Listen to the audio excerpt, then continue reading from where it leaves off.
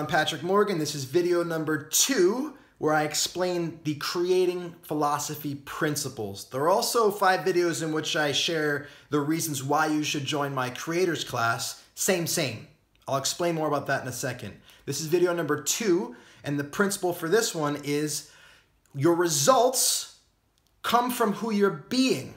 Your results come from who you're being. Now, don't confuse this with meaning that I just need to be somebody and results will show up. I don't need to do anything. No, come on.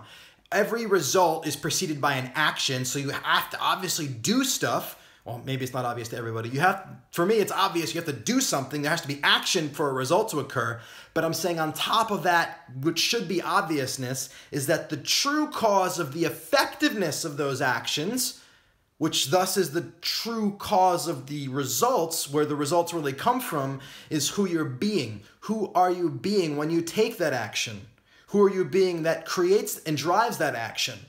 So our actions then are both the consequence of our being or our character, and they are also the conduit which carries our character or our action. So let me say that in summary.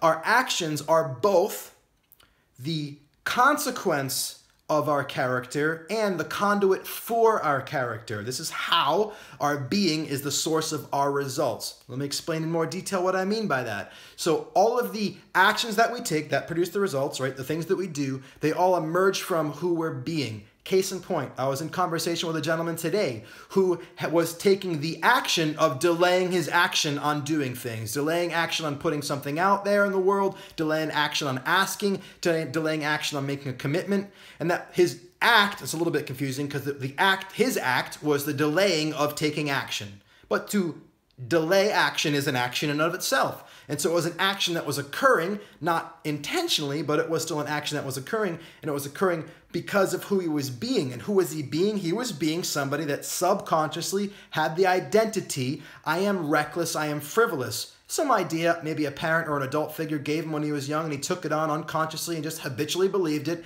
And so his response to that was to not take action.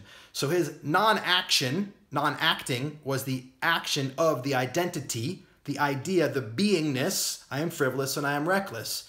And in that same way, somebody who has the identity, I am decisive, clear, spontaneous, immediate action, what the fuck do you think they do when they wake up in the morning? They get shit done. They do stuff.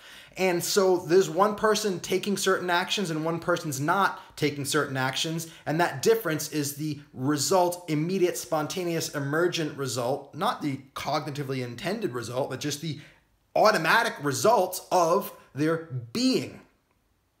And now, in addition to that, the action that a person takes, it's not just the fact that something gets done. The quality of that action, both in its in a kind of skill and ability external sense, but also in the way that that action is impacting people and the way people feel that action, is determined based on that person's character. So who a person's being, whether they're being loving or being fearful, and they speak the same thing.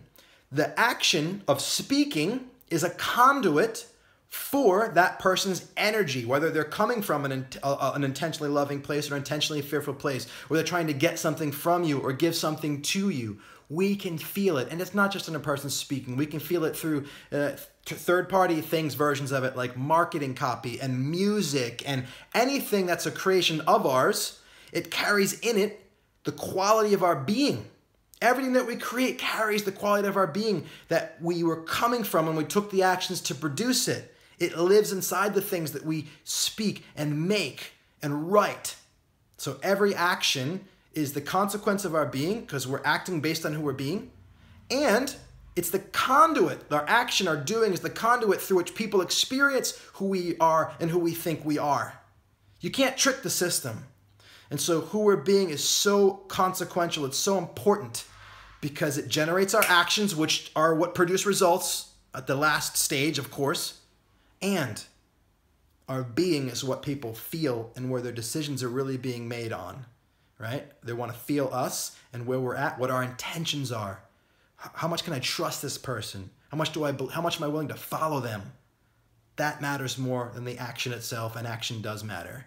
That's the second principle. And if you want to see this in action and come to see and understand more deeply how it's something that's showing up, how your being is both an obstacle to you taking action, and how your being or lack of being is the reason why the actions you are taking aren't achieving the results you want them to achieve, then you want to see people come to see this for themselves on an iterative basis. You want to see it over and over and over again. The more times you see it out there happening for another person in real time as they discover it, then the more you'll be able to see it in yourself. And the best way that I know to do that I can offer you, is inside my creators class. It's $100 a month right now. That's like peanuts, basically, to learn this, to see this.